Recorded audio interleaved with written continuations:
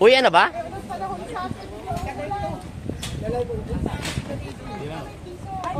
Uy, ang galing mo na. Kita mo yung Vice. Alam mo, daddy ko tinakita ng piso. Ay. Siyempre naman. Yun o, ha?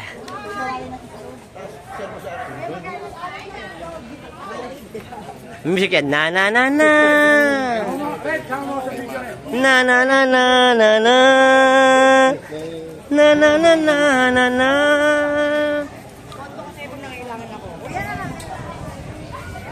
Na na na na na na na na.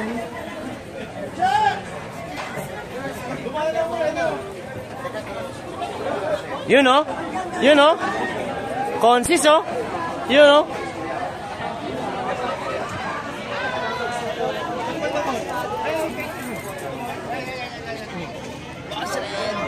Bata mo.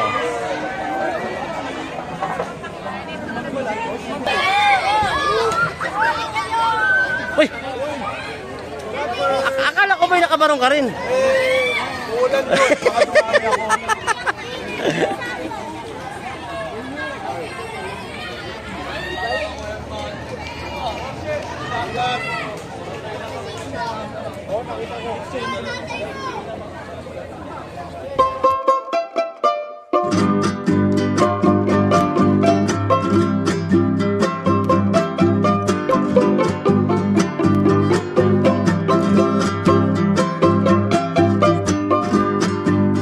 Ano masabi niya? Masabi niya?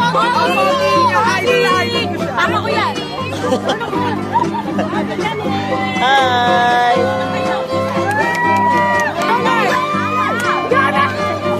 Susyutain. Susyutain. Ano na lang gagawin? Magsisilpi yan.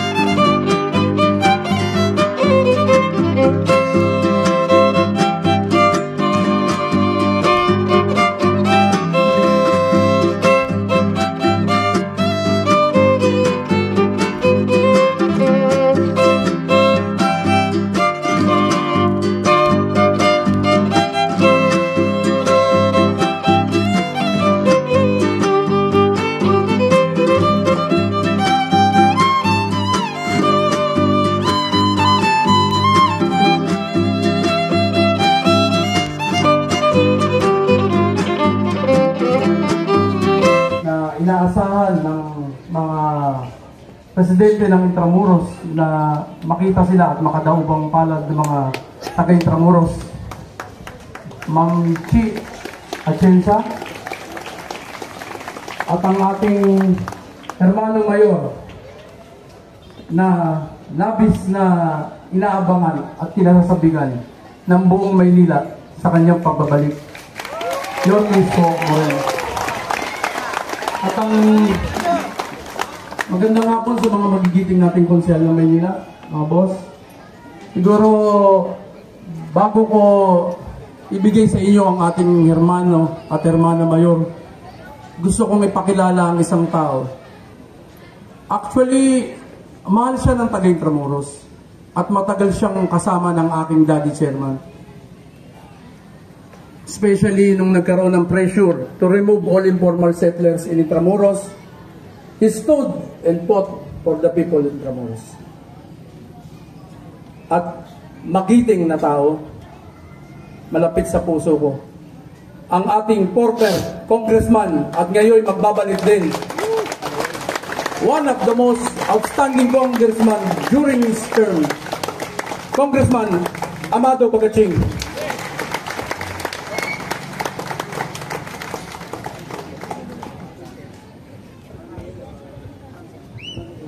Magandang hapon po, Father Uy, mga sisters, mga sakristan, mukha na kayong anghel dyan. Ginulat naman ako itong chairman na ito. Sabi ko sa kanya kanina, my mayor, ay Yorme, may new discovery na artistahin na vice mayor. Napakaganda ng vice mayor namin. Akala ko kung sinong artista papalapit ako kanina. Alam niyo itong Yacob family, hindi pa chairman ng tatay nito, kasama ko na. Kaya sabi ko sa kanya, siguro kung buhay ka ako, si Pedring, si June, tuwang-tuwang makita makakasama kami ni Bulaklak. Kasama si Chi at si Yorme. So anyway, alam niyo, hindi ko alam na ang inyong patron dito ay ang Lady of Lourdes. Yan pong Lady of Lourdes, mula po na magkasakit ng aking may bahay, nung kaya pa ng katawan niya, halos taon-taon, panata po namin, binibisita namin siya sa grotto niya sa Lourdes. Kaya nagulat ako kanina na makita ko ang inyong patron ay si La Lady of Lourdes. So nagdasal ako ng konti.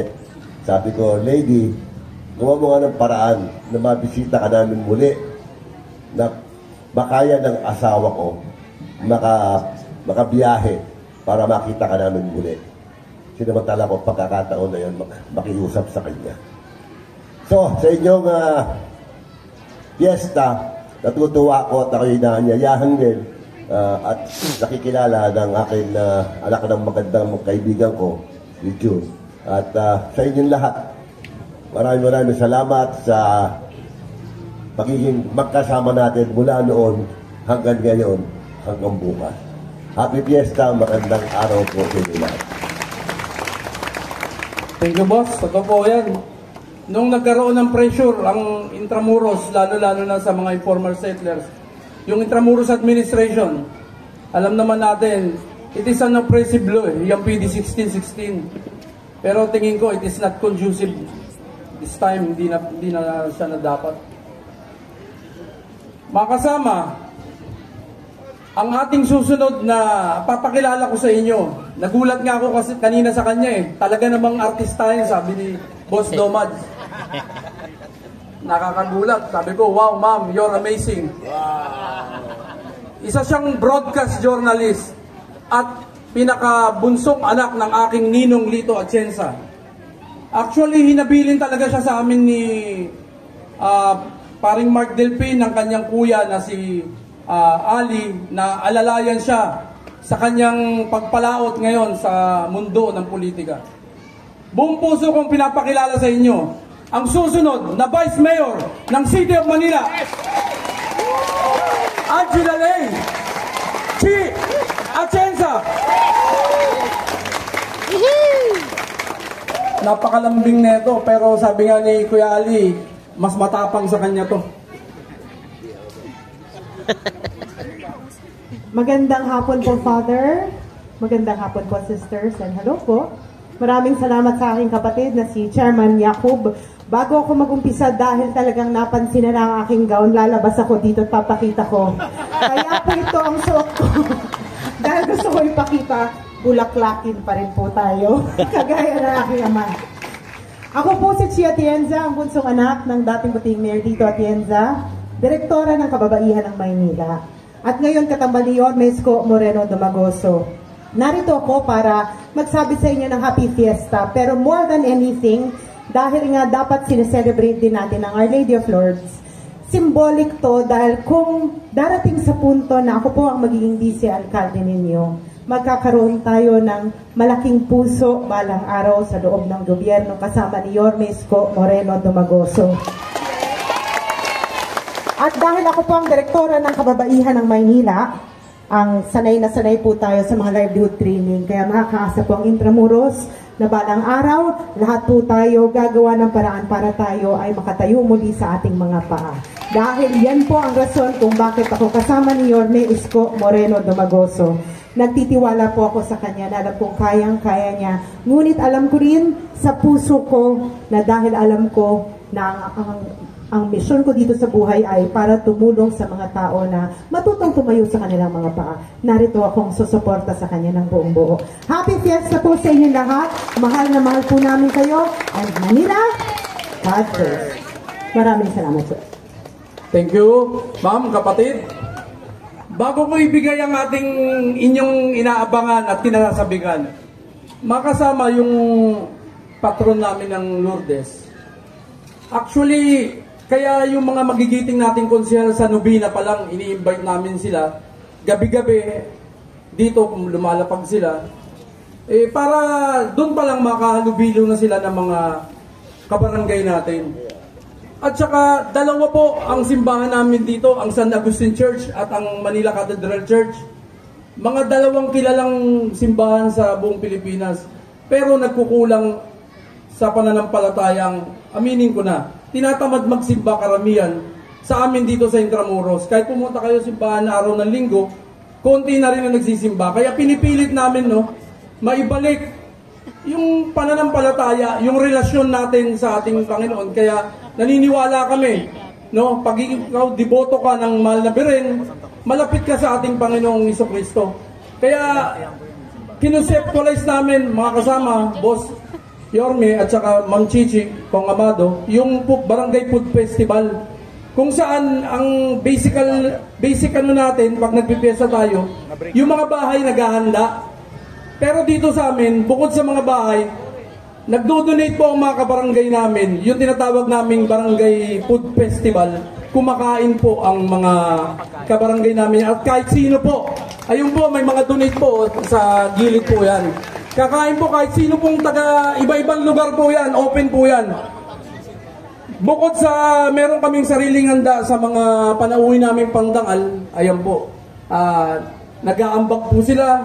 Even the business establishment po, nakasanayan namin yan since 2004. Akala nga namin hindi namin kayang gawin, pero successful po. Kada piyesta namin, nangyayari po yung Barangay Food Festival. Open po para sa lahat yan. Ngayon mga kasama, there's a clamor in Manila. May panawagan. At laging sigaw nila, bumalik ka na. Bumalik ka na.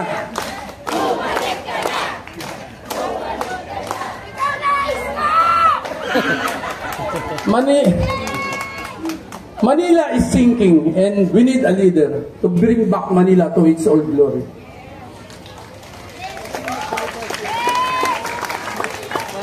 At mga kasama,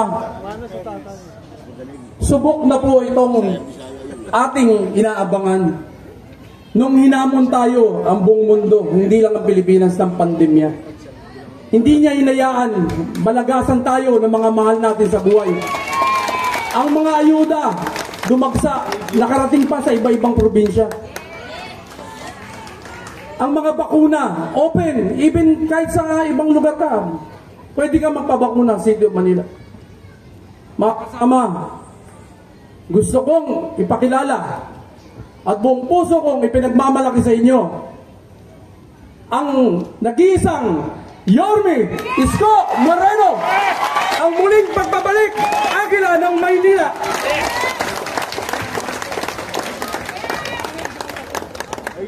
Boss, maupo po kayo. Father, magandang araw sa iyo. Sisters, good to see you again. Mga sakristan natin, two joints. Si Father natatawa sa peace. Anyway, sa atin, Chairman Jacob at mga kagawad, mga barangay tanod, at kapwa barangay sa buong Intramuros, at ang ating mga Yorme's Choice na nandito. Andyan din ang aking partner na si Chi Atienza, at ang ating nagmamahal na congressman sa atin dito sa Intramuros, Amado Bagaching. At mga nanay ko, mga tatay ko, I love you. I love you too! Father, yan ang pinaka-spoiled sa akin. Ang mga lolo't lola natin at mga nanay at tatay natin. Yan ang laging alagang parlor sa Maynila. Sa mga batang Maynila, well, una, nagagalak kami na kami ay naging bahagi ng kapistahan ngayong araw na ito. Kahit na sa isang maliit na komunidad, patuloy na nagpupunyagi ang mamamayan at patuloy nating kinikilala ang kapangyarihan ng nasa itaas ng Panginoon Diyos. Kami sa aming grupo, and I for one, Father, would always say, do your best and let God do the rest. Ibig sabihin, bilang human being, being a human being, ay tayo'y magsisikap, magpupunyagi, magsasakripisyo, magtsatsaga, at kawa ang loob nawa ng Diyos na tayo magtagumpay sa layunin natin, pangarap natin, kahilingan natin. And everything, we leave it to God. So do your best and let God do the rest. Kaya, after everything said and done ng inyong pamahalaang lungsod ng Maynila, lagi kong pinapaalala sa dulo ng mga salita, sa dulo ng mga programa, anong lagi ko sinasabi? Exactly. Manila, God first. Sabi nga sa Panginoon, walang imposible. Ang hindi kaya ng tao ay kaya ng Diyos. Kaya naman, natutuwa ako na ang inyong barangayan ay laging nag-iikayat na tayo ay manatiling maniwala sa Panginoon Diyos. Opo, bagay na wag nating kakalimutan at wag din nawa kalimutan ng mga leader na hindi sila ang makapangyarihan lamang dito sa mundo, kundi may mas makapangyarihan pa na nasa ibabaw natin. Katulad ng paniniwala ng higit na nakararami nating mga kababayang Pilipino, kababayang Manileño, at kayo na mga kapitbahay namin dito sa Intramuros, Maynila. Kaya ako po nasabing kapitbahay, may ilan na sa inyong nakakaalam. Ito na po ang tahanan ng aking ina. Ang nanay ko po ay anak pinagpala na. Dati-rati, salat sa buhay. Kaya nga pag nagkukwentuhan kami ng nanay ko, habang nasa loob siya ng simbahan, lagi ko sinasabi sa kanya, maswerte ka, nanay ko. Kasi siya salat sa buhay. Lahat ng hirap, inabot niya. Sabi ko, pagka binibuenas ka nga naman, mamamatay ka na lang, katabi mo pa yung mga alta sa syudad. Sabi ko, biruin mo, ang kapitbahay ng nanay ko dyan, Juan Luna. Madrigal. Opo. Natutuwa ko para sa nanay ko at natutuwa ko na dito sa kabutihan loob ng mga kaparian sa San Agustin, dyan po nahimlay ang nanay ko. Kaya sa akin, ang Intramuros ay pangalawang bahay na namin dahil lagi ako nabisita rito at marami sa inyong nakikita ko dyan sa simbahan ng San Agustin. So muli, kami naman, may awa ang Diyos. Someday, somehow, loobin nawa ng Diyos at pala rin tayo makabalik sa tulong ninyo.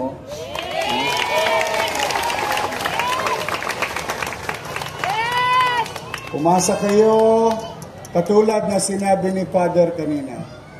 Ang kapayapaan ay pananatilihin natin sa lungsod.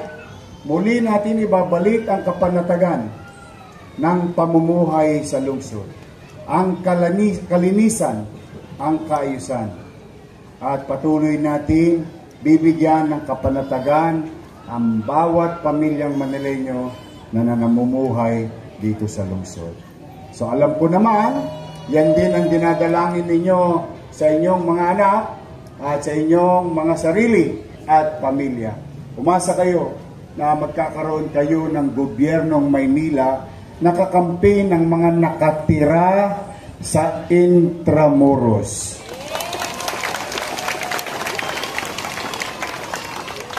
Kung mapapansin ninyo, may konting diin sa salitang nakatira sa Intramuros. Sapagkat leadership in this walled city, they come and go, but you will stay. Yan, sana karoon ng kapanatagan at kaayusan ng pamumuhay sa loob ng Intramuros. So muli, hangad ko ang inyong tagumpay at yung panawagan ng inyong chairman at mga chairman at mga barangay. Magsimba kayo. Huwag niyo akong tularan. Nauna pa bingo. Saka tongits.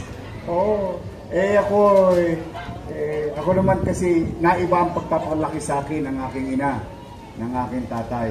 Pero sa totoo, kailangan talagang patuloy tayong manalig na dinggin ang ating kahilingan at pangarap. Yan ang diwa ng kapistahan. Yan ang diwa na tayo ay patuloy na naniniwala na mas may makapangyarihan sa ating lahat. So muli, mag-iingat kayo sa mga nanay at tatay ko, mga lolo't lola ko. I love you. I love you too! Lakasan nyo ang loob nyo. Babalik na ang insure. Babalik na ang vitamins. Ang bakuna. Alam ko, namimiss nyo na yun. Gagawin ko naman po sa abot ng aking kakayanan at bigyan nawa akong lakas ng Diyos na matugunan ang pangangailangan ng mamamayan. Kung meron man nakakalam yan, kung yan ba'y totoo o hindi, kayo na mga taga Maynila ang nakakaalam ng tunay na nangyari sa lungsod ng Maynila. So muli, maraming salamat. Kami sa buong team ng Yorme's Choice at ni Chi at ni Amado ay nakikisa sa inyo, Father, Sister, sa ating community ng kapistahan. Mag-iingat kayo, pagpalain nawa kayo ng buong may kapal. Manila! God first. Thank you. Thank you very much, boss. Ikaw, George. Other placing down. So, bago ang panalangin o paspas, gusto ko rin ipaabot ang aking pagbati sa chairman ng 655 sa kapistahan ng manager ng Luzon.